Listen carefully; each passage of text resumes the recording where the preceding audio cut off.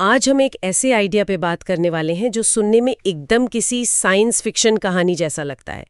क्या ये मुमकिन है कि हमारा पूरा का पूरा ब्रह्मांड, मतलब हम, आप, सब कुछ किसी बहुत ही बड़े विशाल ब्लैक होल के अंदर हो? हाँ, सुनने में तो ये बिल्कुल वैसे ही लगता है, लेकिन बात यह है कि ये सिर्फ कहानी नहीं है। हाल में जेम्स वेब स्पेस टेलीस्कोप, मतलब JWST, उससे कुछ ऐसे शुरुआती आंकड़े मिले हैं जो इस अजीब सी लगने वाली संभावना की तरफ इशारा करते हैं। अच्छा, तो आज हम इसी पर थोड़ी गहराई से बात करेंगे। तो हम समझेंगे कि ये ब्लैक होल कॉस्मोलॉजी का विचार आखिर है क्या, इसके पीछे तर्क क्या है, JWST ने क्या देखा है, और ये भी कि वैज्ञानिक इसे कितना सीरियसली ले रहे हैं ना, क्योंकि बहुत बड़ा दावा है। बिल्कुल। चलिए शुरू करते हैं। तो सबसे पहले ये आइडिया आता कहाँ से है, इसकी जड़ें कहाँ हैं? देखो, इसकी जड़ें असल में आइंस्टाइन के अपने समीकरणों में ही हैं। बड़ी दिलचस्प बात है। उनके समीकरण ब्लैक होल के बनने को भी समझाते हैं और बिग बैंग के बाद ब्रह्मांड के फैलने को भी। हाँ, और दोनों में वो एक चीज कॉमन है, सिंगुलैरिटी, मतलब अनंत घनत्व वाला बिंदु। बिल्कुल, बिग बैंग की शुरुआत भी एक सिंगुलैरिटी से मानी जाती है और ब्लैक होल के केंद्र में भी सिंगुलैरिटी होती है। ये एक समानता हुई। दूसरी समानता है क्षितिज, यानी होराइजन। अच्छा, होराइजन कैसे? देखो, ब्लैक होल का होता है इवेंट होराइजन, एक ऐसी बाउंड्री जिसके पार से कुछ भी वापस नहीं आ सकता, रोशनी भी नहीं। हाँ, ये तो पता है। और हमारे ब्रह्मांड का भी एक होराइजन है जिसे पार्टिकल होराइजन कहते हैं।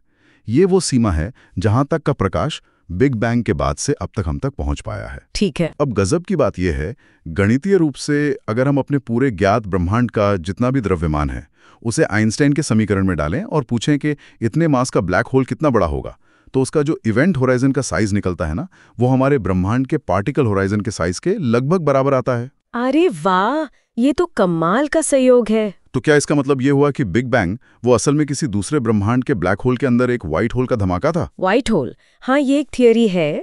व्हाइट होल मतलब ब्लैक होल का उल्टा, जहां से चीजें सिर्फ बाहर निकलती हैं, अंदर नहीं जा सकती। तो हाँ, ये एक संभावना मानी जाती है कि शायद बिग बैंग एक व्हाइट होल इवेंट था, पर यह सब अभी थ्योरी है। लेकिन अब JWST का डेटा इसमें कहाँ फिट होता है? उसने क्या नया दिखाया है? हाँ, यहीं पर बात दिलचस्प हो जाती है। JWST का जो नया डेटा आया है वो हमारे ब्रह्मांड के एक बहुत ही बुनियादी सिद्धांत, जिसे कॉस्मोलॉजिकल प्रिंसिपल कहते हैं, उसे चुनौती देता हुआ सा लग रहा है। कॉस्मोलॉजिकल प्रिंसिपल, ये क्या चीज है? थोड़ा आसान भाषा में बताइए। इसका मतलब बस ये है कि अगर हम बहुत बड़े पैमाने पर देखें, मतलब अरबों प्रकाश वर्ष के स्केल पर, तो ब्रह्मांड हर तरफ करीब करीब एक जैसा दिखना चाहिए। मतलब ना कोई खास दिशा होनी चाहिए, ना कोई खास जगह, सब कुछ मोटा मोटी एक समान। इसे कहते हैं होमोजीनियस और आइसोट्रॉपिक होना। ठीक है, समझ गई। तो JWST ने ऐसा क्या देख लिया जो इस प्रिंसिपल के खिलाफ जा रहा है? JWST ने बहुत दूर, अरबों प्रकाश वर्ष दूर, करीब 263 स्पाइरल गैलेक्सीज, मतलब सर्पिलाकाशगंगाओं का अध्ययन किया। अब इस कॉस्मोलॉजिकल प्रिंसिपल के हिसाब से क्या उम्मीद होगी? यही कि इनमें से आधी क्लॉकवाइज घूम रही हों और आधी एंटी क्लॉकवाइज, है ना? कोई प्रेफरेंस नहीं होना चाहिए। हाँ, रैंडम होना चाहिए, बिल्कुल। पर हुआ ये कि उन्होंने पाया कि लगभग 2/3 गैलेक्सीज क्लॉकवाइज घूम रही थीं। 2/3 मतलब ज्यादातर एक ही दिशा में? हाँ, करीब 66% एक ही दिशा में। ये तो अजीब है। ये उस एकरूपता वाले सिद्धांत के खिलाफ जाता है। तो इसका क्या मतलब निकाला जा रहा है? तो जिस शोध पत्र में ये नतीजे छापे गए हैं, उसके लेखक एक संभावना ये जता रहे हैं कि अगर हम एक घूमते हुए ब्लैक होल के अंदर हैं, घूमते हुए ब्लैक होल को कर्व ब्लैक होल कहते हैं, तो वो घूमता हुआ ब्लैक होल अपने साथ स्पेस टाइम को भी खींचता है, उसे घुमाता है। अच्छा, जैसे चम्मच से शहद घुमाते हैं वैसे? हाँ, कुछ वैसा ही समझ लो। इसे फ्रेम ड्रैगिंग कहते हैं। तो इस खिंचाव की वजह से उस ब्लैक होल के अंदर जो आकाशगंगाएं बनेंगी, उनमें भी उसी एक दिशा में घूमने की प्रवृत्ति ज्यादा हो सकती है। वाह, मतलब गैलेक्सीज का घुमाव ये बता सकता है कि हमें घूमते हुए ब्लैक होल में है। ये एक संभावित व्याख्या है। हाँ, और घूमते हुए ब्लैक होल में एक और खास बात होती है। क्या? उसकी सिंगुलैरिटी एक बिंदु नहीं बल्कि एक रिंग जैसी होती है, और सिद्धांत रूप में उस रिंग से होकर गुजरना शायद संभव हो सकता है, जो एक तरह से व्हाइट होल से बाहर निकलने जैसा अनुभव देगा। अंदर से देखने पर ब्रह्मांड फैलता हुआ दिखेगा। ये तो बहुत ही दिमाग घुमा देने वाला विचार है। लेकिन क्या वैज्ञानिक समुदाय इसे मान रहा है? देखो, यहीं पर थोड़ी सावधानी बरतने की जरूरत है। वैज्ञानिक समुदाय अभी बहुत उत्साहित नहीं है, बल्कि काफी सतर्क है। क्यों? क्या दिक्कत है इसमें? पहली बात तो ये कि पहले भी इस तरह के नतीजे आए हैं कि गैलेक्सीज के घुमाव में एक तरफ झुकाव दिख रहा है, पर बाद में पता चला कि वो या तो हमारी ऑब्जर्वेशन में कोई कमी थी, या फिर जैसे पृथ्वी घूम रही है उसका कोई लोकल असर था। अच्छा, मतलब हो सकता है कि ये डेटा में कोई एरर हो। हाँ, ये एक संभावना है। और दूसरी, शायद सबसे बड़ी बात, ये स्टडी सिर्फ 260-270 गैलेक्सीज पर आधारित है। ये तो बहुत कम है। हाँ, ब्रह्मांड में तो खरबों गैलेक्सीज हैं। तो इतने छोटे सैंपल साइज से इतने बड़े नतीजे पर पहुंचना, ये थोड़ी जल्दबाजी हो सकती है। विज्ञान ऐसे काम नहीं करता, खासकर जब दावा इतना बड़ा हो। इसके लिए बहुत ज्यादा डेटा चाहिए, अलग अलग तरीकों से पुष्टि चाहिए, बहुत कड़ी जांच पड़ताल चाहिए। सही बात है। वैज्ञानिक प्रक्रिया में शक और जांच बहुत जरूरी है। पर 1 मिनट के लिए मान लें, अगर ये सच हुआ तो इसके मायने क्या होंगे? ये ब्लैक होल कितना बड़ा होगा?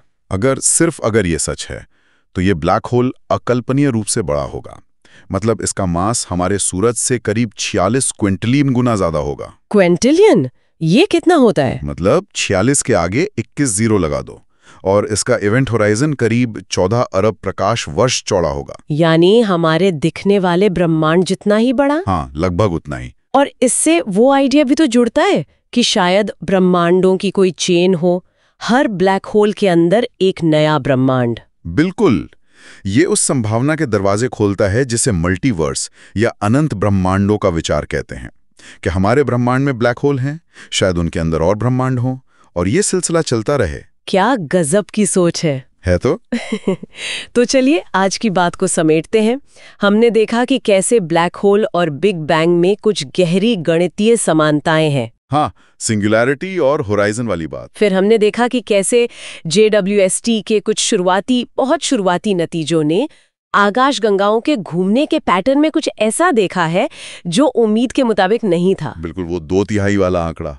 और कैसे ये सब मिलकर इस आइडिया को थोड़ा बल दे सकता है कि शायद हम एक बहुत बड़े घूमते हुए ब्लैक होल के अंदर मौजूद हैं। हाँ, ये कनेक्शन बनता हुआ दिखता है, लेकिन जैसा हमने कहा, ये अभी बहुत शुरुआती दौर में है। जी जी। इसे साबित करने के लिए या गलत साबित करने के लिए अभी बहुत सारा काम बाकी है।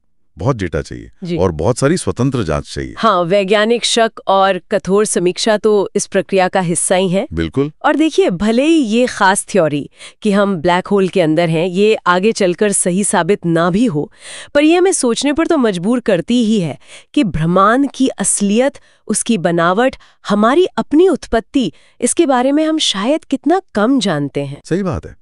हो सकता है भौतिकी के नियम ऐसे और भी चौंकाने वाले राज खोलें जिनके बारे में हमने कभी सोचा भी ना हो। बिल्कुल।